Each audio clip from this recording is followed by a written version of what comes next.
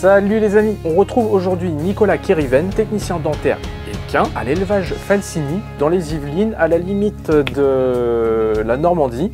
C'est ça, pas trop mauvais en géographie, j'espère. J'ai eu le plaisir de le rencontrer complètement par hasard, alors qu'il était en train de travailler sur un cheval et moi j'étais en train de faire le tournage pour Margot d'Amonville. Je lui ai demandé si c'était possible que je l'accompagne une demi-journée ou une journée à la découverte de son métier de technicien dentaire équin. Il y aura une partie, comme ma dernière vidéo, interview de Nicolas et de son métier, et le réel ou TikTok ou short que je vais publier, et là c'est la partie un peu plus esthétique en fait. Alors je suis désolé parce que depuis ma dernière vidéo il s'est passé quelques mois, je sais plus, je crois que c'est en septembre, donc quelques mois, et il s'est passé beaucoup de choses, il y a fait beaucoup de tournages et je n'ai pas eu le temps ou pris le temps de les monter, et voilà. Et ça c'est ma deuxième vidéo.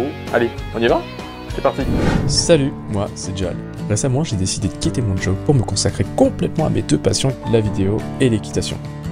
Pas forcément dans cet ordre là. Et j'ai décidé de vous emmener avec moi dans mes aventures. Allez, suivez-moi. Bon, salut Nicolas, raconte-moi ce que tu as un peu ici. Alors, bonjour. Bonjour. Donc ici, nous avons tout le matériel pour pouvoir effectuer l'entretien dentaire des chevaux. Donc là, maintenant, nous travaillons sur des matériels qui est sur batterie.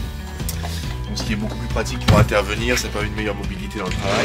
Après, vous avez tout ce qui est fraises pour le travail. Donc, deux types de fraises. Donc, ça qu'on appelle le flexidisc. Ici, vous avez le polyfloat pour finir le travail. Je vous expliquerai tout ça par la suite pendant le travail. Donc voilà, c'est un cheval qui a 4 ans. Là, ça va être son premier entretien dentaire. Ouais. Pour lui, tout va être nouveau. Quel que soit l'âge, il faut toujours prendre ses précautions. On ne sait pas ce qui a pu se passer entre la fois où on l'a vu et quand on revient un an après. Même si c'est des choses qu'on connaît, il faut toujours prendre ses précautions. Faire attention à l'environnement, s'il n'y a pas quelque chose qui va blesser dans le box, de protéger soi et le cheval. Alors quand on regarde un cheval, en fait, au niveau de sa morphologie, les arcades qui sont sur le haut sont plus larges que celles du bas. Donc ce qui fait que quand le cheval mastique, c'est un mouvement qui s'effectue en 8, il y a une usure de la dent. Donc vu que les arcades inférieures au niveau de la mandibule sont moins larges qu'au niveau des arcades au niveau de l'os maxillaire, l'usure ne se fait pas sur l'extérieur, sur les arcades du haut, et inversement ne se fait pas le long de la langue sur les arcades du bas, vu que celles du haut sont plus larges. Donc on a des pointes d'émail, on appelle des surdents, qui se situent le long des joues en haut et le long de la langue en bas. Sur les jeunes chevaux, on a les dents de lait. Donc nous avons les dents de lait sur les incisives, au niveau des pinces, des mitoyennes et des coins. Dans la littérature, la perte des dents de lait, c'est 2 ans et demi, 3 ans et demi, 4 ans et demi. Et après, vous avez 3 prémolaires, 2 ans et demi, 3 ans et demi, 4 ans et demi, que ce soit en maxillaire ou en mandibulaire. Donc ça, c'est la littérature. Après, il n'y a pas de règle, il y a des chevaux qui les perdent plus tôt, d'autres plus tard. C'est pour cette raison. Voilà, c'est les voix des jeunes, hein, c'est les clowns. C'est pour cette raison que moi, les jeunes chevaux, les vois tous les 6-8 mois, à peu près. D'accord. Comme vous avez la perte des dents de lait, du coup, une fois qu'il perd sa dent de lait, il y a un vide qui se crée. Donc du coup, la dent qui est en face prend la place de ce vide. Donc on commence déjà à avoir des déséquilibres. Au moins, jusqu'à la perte de toutes ces dents de lait, c'est bien de pouvoir les suivre pour leur amener une bonne occlusion, un bon alignement. Après, ça reste l'entretien. Il y a énormément de pression à l'intérieur de la bouche d'un cheval. C'est de l'ordre d'une tonne entre chaque dent. Une tonne. Une tonne. Un cheval qui est conditionné au box, je ne pourrais pas vous le dire, et un vétérinaire qui lui est spécialisé en dystérie, il y a eu des études de fait. Un cheval qui vit au pré, c'est 30 000 coups de mâchoire par jour. Donc 30 000 coups de mâchoire quand vous avez un défaut dans un endroit aussi restreint avec autant de pression, ça a une incidence énorme sur tout ce qui suit, c'est-à-dire tout ce qui va être phase de digestion, donc un moins bon broyage, moins bonne assimilation. Si on a des pathologies, des infections dans la bouche, gingivite ou une fracture ou autre, le cheval va compenser soit en faisant un pansement alimentaire, c'est-à-dire mettre du fourrage à l'endroit où il est blessé, mais du coup on peut avoir un début d'acidité qui se crée, des débuts de gingivite. Qui dit acidité, après le cheminement qui suit, c'est l'œsophage et toute la phase de digestion, donc une acidité. En extrapolant un peu plus, on peut aller jusqu'à des ulcérations, donc du coup changement de comportement chez le cheval et ainsi de suite. Alors au niveau de l'appareil locomoteur, bon, nous à notre niveau, notre travail, on est à la tête.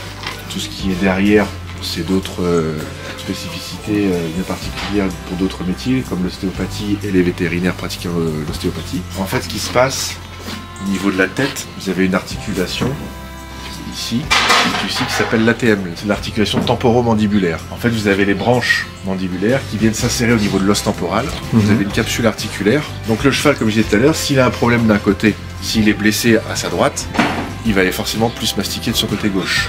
Donc on va avoir une sursollicitation de la capsule articulaire au niveau de l'ATM à sa gauche. Donc nous, quand on fait l'examen exobuccal, la première chose qu'on va voir en pratique que je regarde, c'est la palpation au niveau des ATM, s'il n'y a pas une douleur particulière.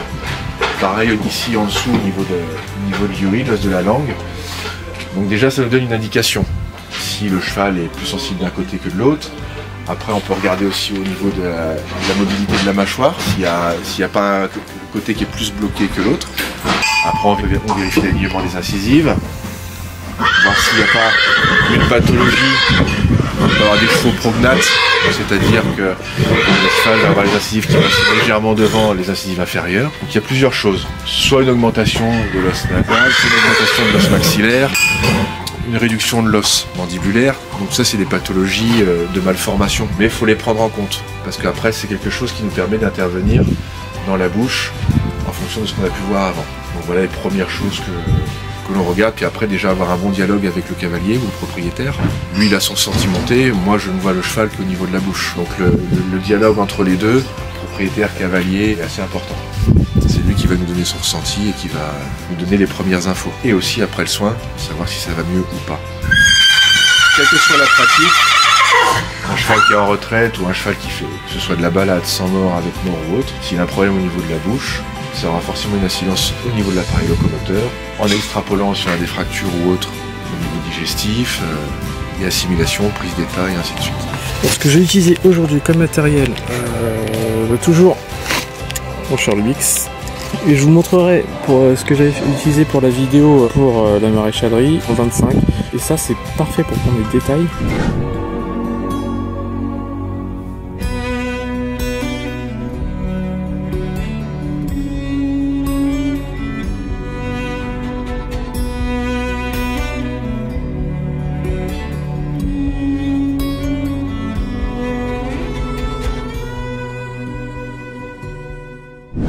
Ça va nous donner des super belles PSV.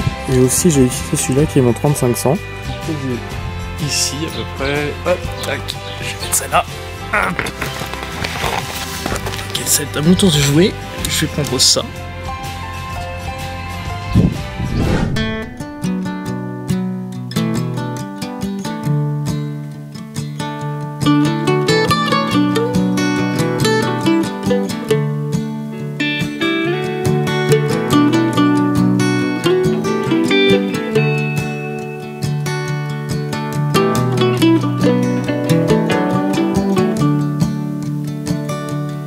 Starting with a little off the top from the corner store. Bon bah pour le coup c'est un peu dommage parce que je sais pas si vous avez remarqué, mais durant la vidéo il y a des petits effets parasites qu'on appelle le flickering ou des effets de scintillement qui sont dus à l'éclairage artificiel qu'il y avait sur place. Il y avait un néon plus la frontale de Nico qui ont des fréquences d'éclairage. Nos fréquences à nous en France c'est du 50 Hz. Et moi malheureusement je n'avais pas réglé la vitesse d'obturateur et la vitesse d'enregistrement parce que j'enregistre en 60 images par seconde. L'obturateur il devait être à 120 par seconde et c'est pour ça qu'on voit ces petits effets de scintillement et ça m'embête un peu, mais bon tant pis, ça arrive ce genre de choses. Et ce qu'il faut noter aussi c'est que le cheval que vous avez vu là, c'est la première fois qu'on intervient dans sa bouche en dentisterie. Ça en dit long sur le mental du cheval et ça en dit beaucoup sur l'élevage aussi. Et surtout, ça en dit beaucoup aussi sur le travail du professionnel qui intervient sur ce cheval pour la première fois, pour lui et pour le cheval. Chapeau. Et là, je vais en profiter pour laisser la parole à Nicolas qui a des conseils à donner aux jeunes techniciens dentaires qui veulent se lancer. Que l'ouvre-bouche, du coup, met en sollicitation qui n'est pas naturelle pour eux l'ATM, donc ça met une tension énorme. Le fait de, c'est comme nous hein, quand on est chez le dentiste. Le fait de garder la bouche ouverte longtemps, oui. C'est pas très confort. Donc en fait c'est pour ça que à chaque fois que je n'ai rien à faire dans la bouche, je referme toujours la bouche. Et ça fait partie du, je trouve, des choses qui font que le soin va bien se passer. Parce qu'un cheval, son capital patience est assez limité pour ce genre d'intervention, sans sédation. Il faut lui amener un minimum de confort entre chaque moment où on n'intervient pas dans la bouche. Ça c'est important pour eux. Puis au-delà que c'est quand même quelque chose qui n'est pas naturel et qui met tout en tension. C'est à l'inverse, eux, ils sont plus dans la pression. Là, on ouvre la bouche de manière à ce qu'on puisse passer les instruments et notre bras. Dans la nature, le cheval, il va pas vous ouvrir, hormis quand il bâille. Donc là, c'est vraiment important de respecter ses phases pour le cheval, pour lui, et aussi pour nous. Les chevaux, bah, ils prennent ça comme un petit temps de pause. Le cheval, des fois qu'on discute avec le propriétaire, le cheval redescend un petit peu en pression. Et après, on peut revenir travailler, le cheval l'accepte mieux. Donc, il faut vraiment prendre en compte tous ces petits moments qu'on peut percevoir lors d'un soin. Le cheval, il commence un peu à monter en pression. Bon, ok, on referme la bouche, on passe à autre chose, on revient. Et puis, ça nous prend...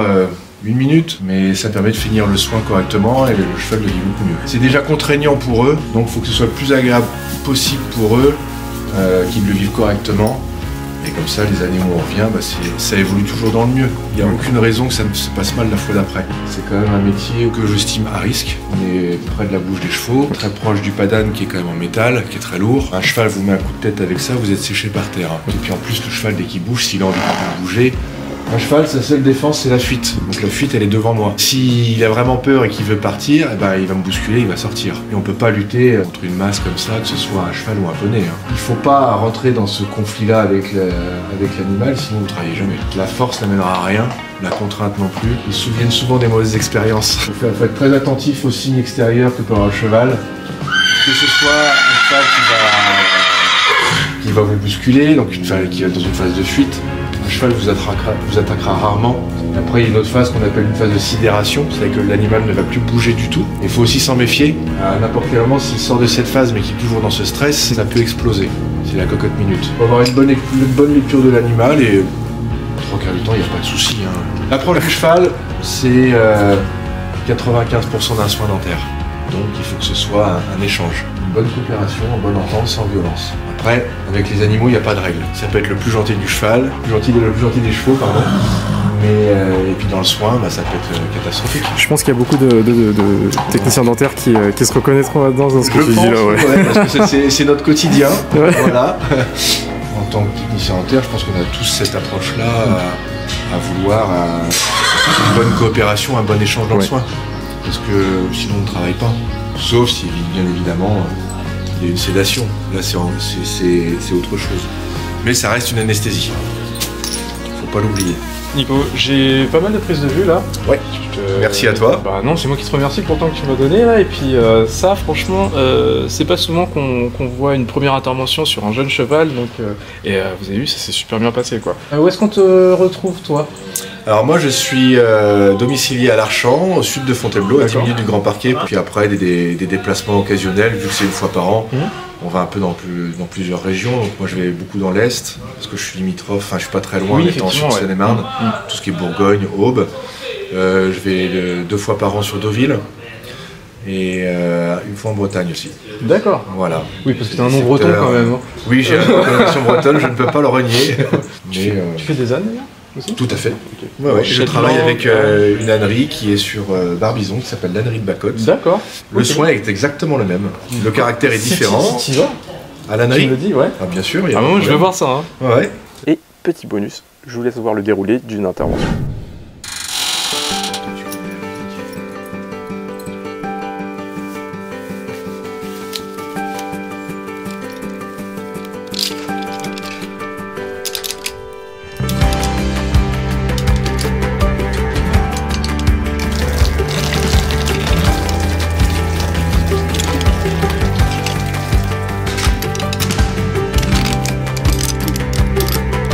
Alors d'abord, je fais un contrôle à la palpation, premier contrôle, pour voir ce qui est effectivement qui pourrait être blessant, piquant pour lui. Et après, on fait un contrôle visuel, pour voir s'il n'y a pas d'éventuelles caries, de déséquilibre.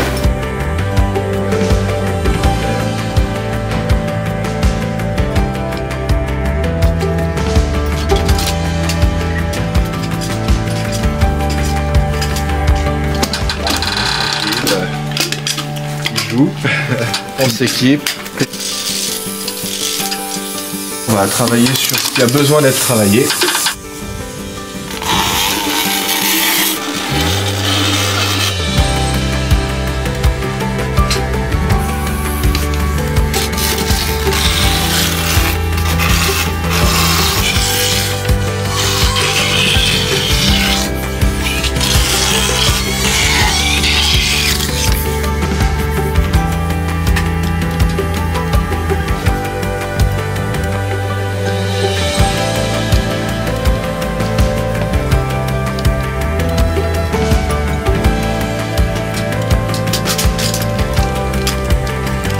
la fin de semaine, on sait pourquoi on est fatigué.